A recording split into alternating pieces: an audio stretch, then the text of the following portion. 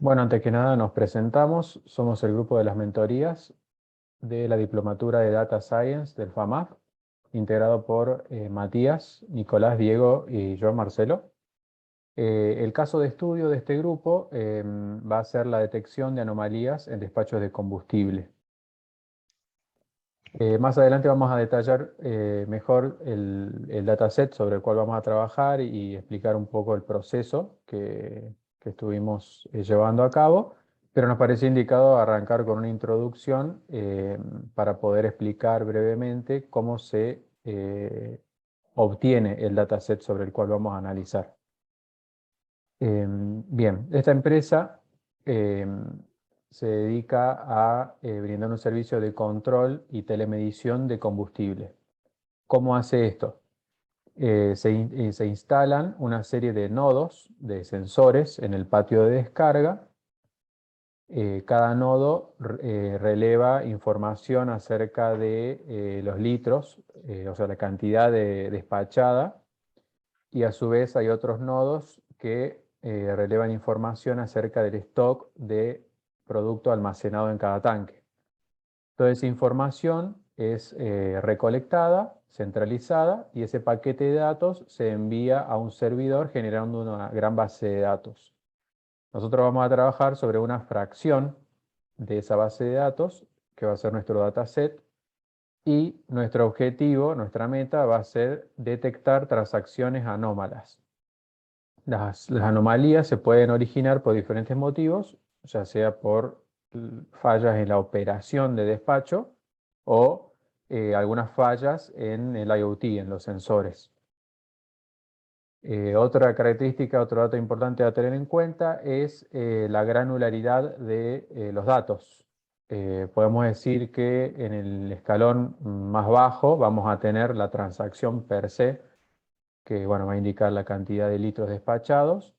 En un escalón más arriba vamos a tener el sitio o el centro de descarga.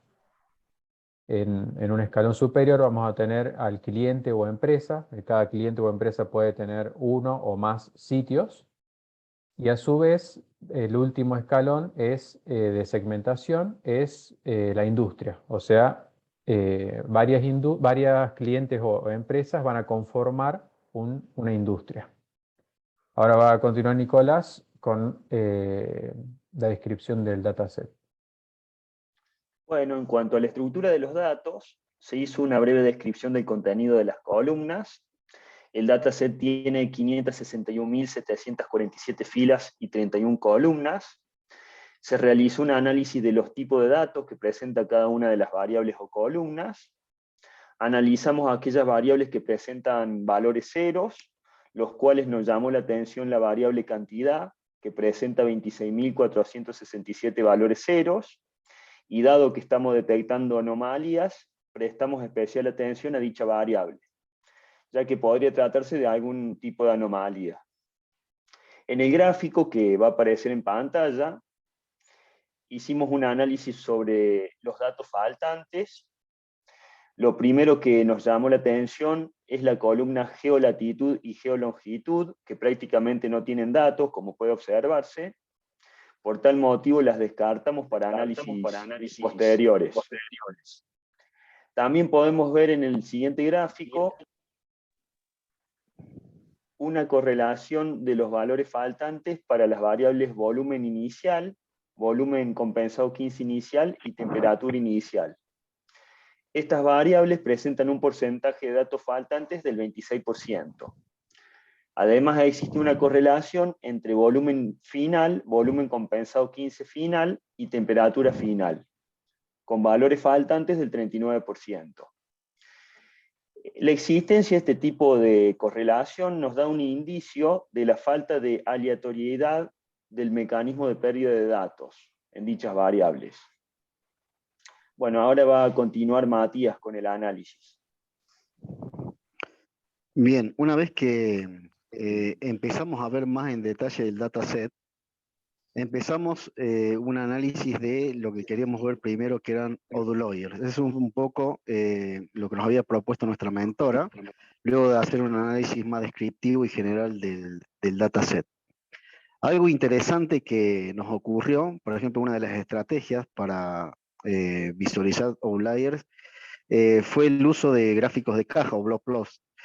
En un primer momento empezamos, analizando la base de datos en general, a visualizar algunos casos que nos parecían extraños o que podíamos considerar que eran outliers.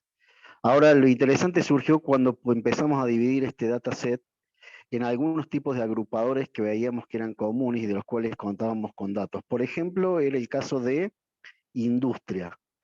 Todo este dataset podría ser agrupado en distintas industrias que estaban consumiendo el combustible. Y ahí empezamos a ver el gráfico siguiente que se está mostrando, en donde, por ejemplo, industrias como estaciones de servicio, industrias como minería, industrias como agricultura, muestran niveles de consumo y también comportamientos de consumo disímiles a través inclusive de una línea temporal o de tiempo. Por ejemplo, lo que era un outlier, si considerábamos el consumo promedio de las estaciones de servicio, que es de aproximadamente 50 o 60 litros, un outlier o una carga de 500 litros no era un outlier para, por ejemplo, la industria de minería, en donde el consumo medio rondaba los 250 o 500 litros, todo dependiendo de la naturaleza del consumo. También empezamos a ver dentro del dataset y avanzando con la próxima filmina, que había, por ejemplo, algunas variables interesantes de las cuales podíamos hacer uso para una futura imputación. Algunas de esas variables eran, por ejemplo, los códigos de error. Cada una de las transacciones o de datos que surgían del dataset tienen asociado un código de error que muestra la naturaleza de cómo surgió el dato en el error o cómo surgió el error. Lo clasifica de alguna forma y eso también nos ayuda a tener información sobre si tenemos que considerar que alguno de esos errores son outliers o datos faltantes o es necesario reimputarlo. Esto es un poco lo que va a seguir Diego avanzando. Bueno, por último vamos a hablar brevemente sobre los problemas que nos encontramos a la hora de encarar los prácticos. El dataset con el que arrancamos estaba, por así decirlo, muy sucio debido al tipo de negocio que abarca diferentes industrias que, como dijo Matías recién, manejan distintos niveles de combustibles. Entonces, nuestro primer problema fue determinar en este conjunto de datos qué hacer inicialmente. Teníamos que limpiar el dataset, no limpiarlo. El objetivo del primer lab era encontrar anomalías. Así que si limpiábamos los datos al inicio, podíamos eliminar sin querer todas las anomalías. ¿Cómo podíamos diferenciar qué es realmente una anomalía, qué era un outlier? Por ejemplo, las cantidades iguales a 0, que eran muchas, como dijimos recién, ¿son anomalías? ¿Son datos faltantes? Que hay que imputar, son datos correctos, los sacamos antes de empezar. También nos encontramos con otro problema, con la variable que quizá era la más importante, que es producto, ya que el mismo era llamado de diferentes formas en las distintas industrias y empresas. Habiendo algunos, por ejemplo, que llamaban producto 0, producto 1, que no podíamos determinar qué era en realidad. Entonces pensamos en un momento en sacarlos, pero no sabíamos cómo se iba a afectar el resultado final. Estos problemas fueron lo que más tiempo nos llevó a resolver para poder salir adelante en la realización de los labs. Y todavía nos quedan dudas de algunas cosas y seguimos debatiendo y analizando y trabajando sobre ellas. El camino a seguir bueno, es hacer foco en los agrupadores, diferenciando las diferentes industrias que existen, segmentando el dataset, separando las anomalías para un tratamiento posterior. Con esto finaliza este video y en el próximo vamos a ver cómo vamos a ir resolviendo todos los problemas y llegando a resultados y conclusiones. Bueno, gracias por escucharnos y esperamos haber sido lo más claro posibles.